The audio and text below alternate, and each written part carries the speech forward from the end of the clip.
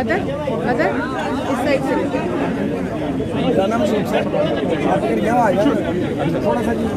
बैठ जाओ कैमरे से आगे आ रहे हैं ना आप। अब वो कैमरे क्लियर हो गए। चलिए बोल शुरू करेंगे।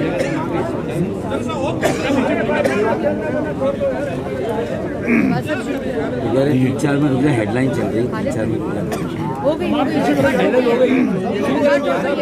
आप करें कट हो गया आप करें आउज़ुबिल्लाहि मिनश शैतानिर रजीम बिस्मिल्लाहिर्रहमानिर्रहीम।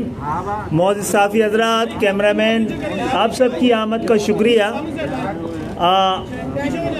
हम मियाँ शहबाज शरीफ साहब और पाकिस्तान मुस्लिम लीग के वफ़द को मुत्तहिदा कौमी मूवमेंट के मरकज़ी दफ्तर में खुशामदीद कहते हैं। पाकिस्तान में इन नए हालात में सियासी जमातों के दरमियान ज़हनी आहमहंगी इस वक्त सबसे बड़ी शर्त है, और ख़ुदा का शुक्र है कि पाकिस्तान की आवाम, पाकिस्तान के लोग और पाकिस्तान के मुस्तक़बिल के हवाले से और जमहूरियत के हवाले से, एक शराकती और शमूलियती जमहूरियत के हवाले से, एक ऐसी जमहूरियत जिसके समरात आम पाकिस्तानियों तक पहुँचें, जितनी हम आहंगी मुत्तहिदा कौमी मूवमेंट और पाकिस्तान मुस्लिम लीग में आज है, वो अल्लाह ताला उसको कायम रखे। मैं इसकी बुनियाद पर एक बेहतर जमहूरियत और एक बेहतर पाकिस्तान बनता हुआ देख रहा हूँ। मैं आज आप सबसे हमारी बात होती रहती है। मैं दरख्वास्त करूँगा मियाँ शहबाज शरीफ साहब से कि कराची आएँ, इनका बहुत बहुत शुक्रिया और यहाँ पर आपसे बात करें। बिस्मिल्लाहिर्रहमानिर्रहीम। मैं तमाम मीडिया के साथियों को खुशामदीद कहता हूँ और शुक्रिया अदा करता हूँ। आज हम MQM के दौलत खाने में हम हाज़िर हुए हैं और अपने कायद मियाँ मोहम्मद नवाज़ शरीफ का खलूस से भरा हुआ खैर सगाली का पैगाम लेके आए हैं। वैसे तो माजी में भी हमारे ताल्लुकात दहाइयों पर मुहित हैं, उनमें उतार चढ़ाव आता रहा, मगर जब 2022 11 अप्रैल को वोट ऑफ नो कॉन्फिडेंस के बाद मखलूत हुकूमत बनी,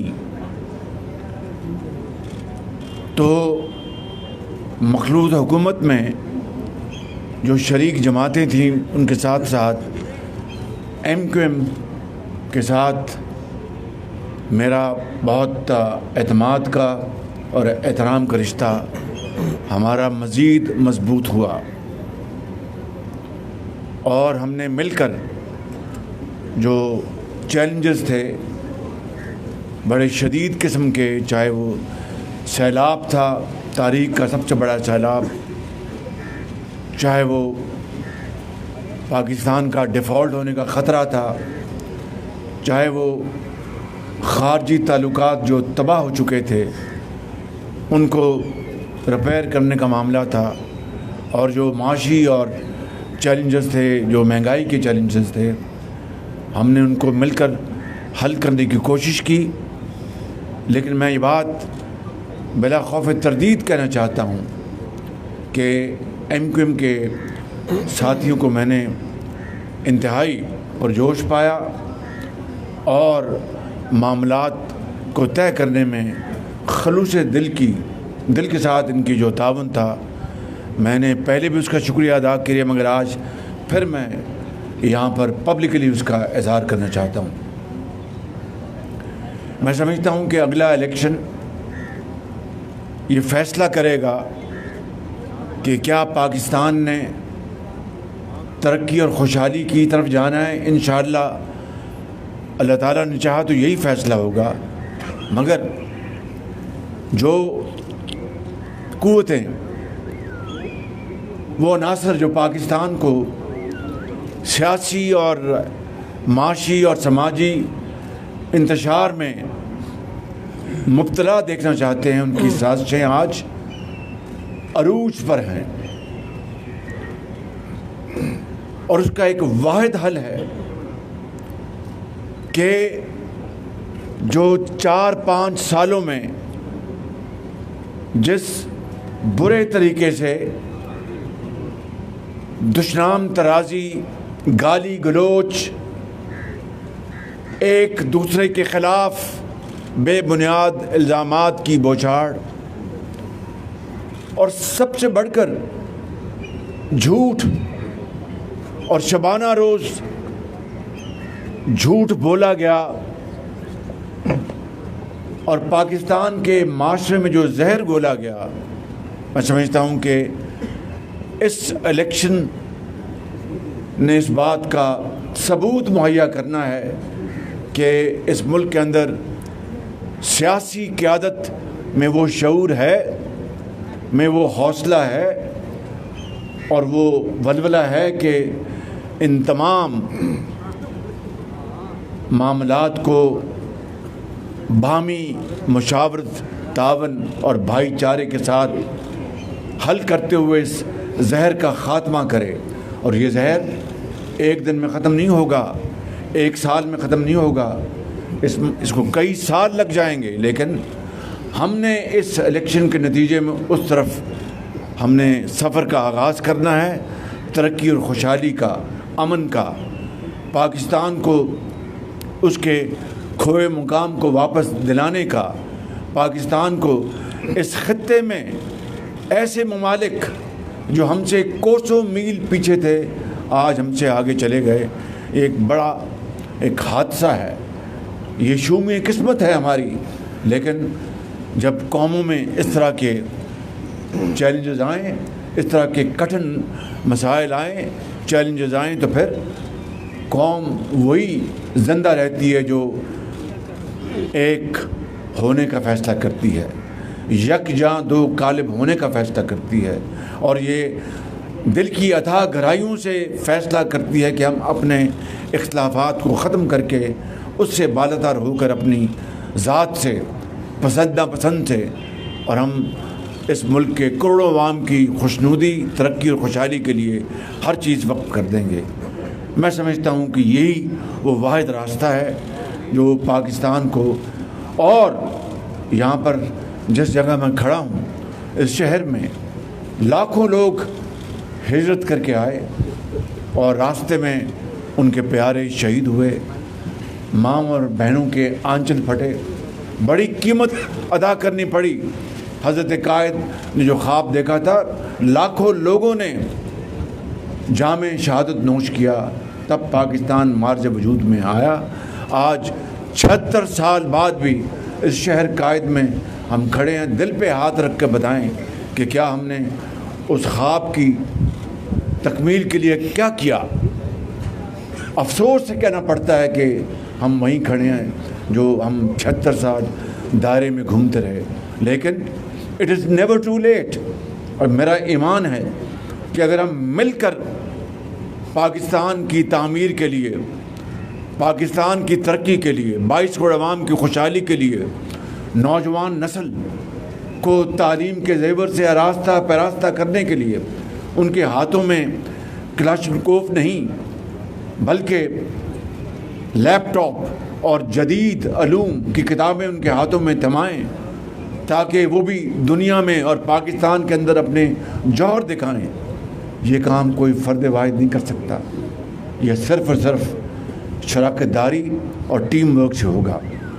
اور میرا ایمان ہے، اور یہ شہر کراچی میں آج صبح بھی میں نے پریسر میں کہا اور کل بھی، but I want to say even at the cost of reputation, کہ یہ پاکستان کا سب سے بڑا کماؤ شہر ہے. تجارت، صنعت کاری، کامرس، ٹریڈ، بینکنگ کا یہ مرکز ہے، شپنگ کا یہ مرکز ہے، کھربوں روپے جنریٹ کرتا ہے اور اربوں کھربوں ٹیکس دیتا ہے. لیکن آج بھی یہاں پر ٹینکر مافیا ہے، آج بھی یہاں پر सड़कें टूटी फूटी हैं, पब्लिक ट्रांसपोर्ट वो छकड़ा बसें हैं जो कि मेरा ख्याल है कि दूर अफ्तादा इलाकों में भी शायद ऐसी उससे बेहतर बसें चलती होंगी। मैं किसी के ऊपर यहाँ पर इल्ज़ाम तराशी करने नहीं आया, कहना ये चाहता हूँ कि इस शहर को उसका हक मिलना चाहिए और उसके लिए हम सब मिलकर, जितने भी स्टेक होल्डर्स हैं, मिलकर काम करेंगे तो इंशाअल्लाह न सिर्फ शहर कायद बल्कि अंदरून सिंध बल्कि बाकी सूबे और आज़ाद कश्मीर, गिलगित बल्तिस्तान, ये मिलकर पाकिस्तान को अजीम बनाएंगे, ये 22 करोड़ आवाम।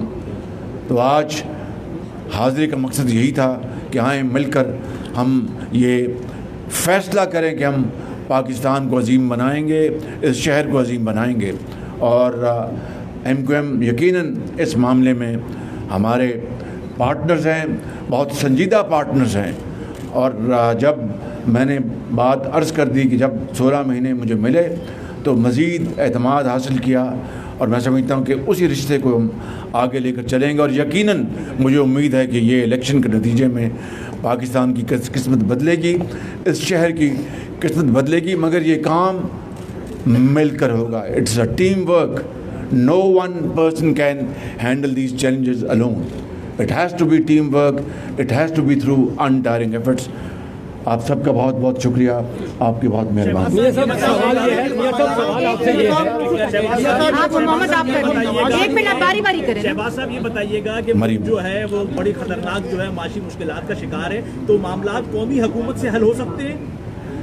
देखिए, ये जो अवाम का जो मैंडेट है ये उसी के ताबे सारे मामला तय होंगे। अवाम जिस तरह का मैंडेट देंगे उसी तरीके से निज़ाम हुकूमत को चलाया जाएगा। ये था कि 2018 में एक शख्स आया था जिसके लिए नून लीग का मौक़िफ़ ये था कि वो लाडला है, और आज फिर वही तासुर जो है वो मियाँ साहब के बारे में कहा जा रहा है। नून लीग का मौक़िफ़ क्या है इसका? मुझे बताइए कि लाडला वो होता है जिसको उसके सामने उसकी बेटी को गिरफ्तार किया जाए।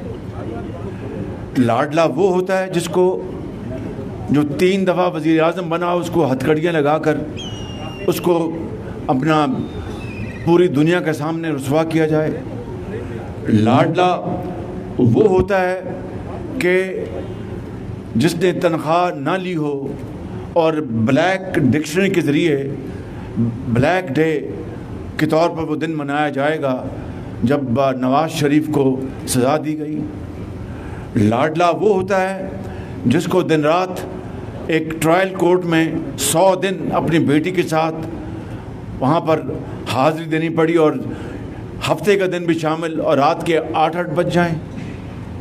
लाडला वो होता है जो अदालती हुक्म के बावजूद भी अदालत में पेश ना हो और उसको कहा जाए वेलकम सर, और क्या good morning, good to see you and good luck, वो होता है लाडला। जी आप अहमद बहुत शुक्रिया। इसके बाद बता दें, आपने इस शहर को हुकूक दिलाने की बात की। आप मुस्लिम लीग नून के बारे में ये तासुर है कि जब भी इलेक्शन आते हैं तो नून लीग को कराची याद आ जाता है। इस बारे को आप कैसे, अब फिर इलेक्शन का माहौल है, फिर नून लीग कराची में आ गई। भाई मेरा ख्याल है कि आप 16 महीने का जो अरसा भूल गए। मैं कराची में रहता था और कहाँ रहता था, मैं कई दफ़ा उस ज़माने में यहाँ पर आया, एक दफ़ा नहीं कई मरतबा बतौर वज़ीर आज़म। खुदारा हक़ाइक़ सामने रख कर बात करें। बहुत शुक्रिया, थैंक यू वेरी मच, बहुत शुक्रिया।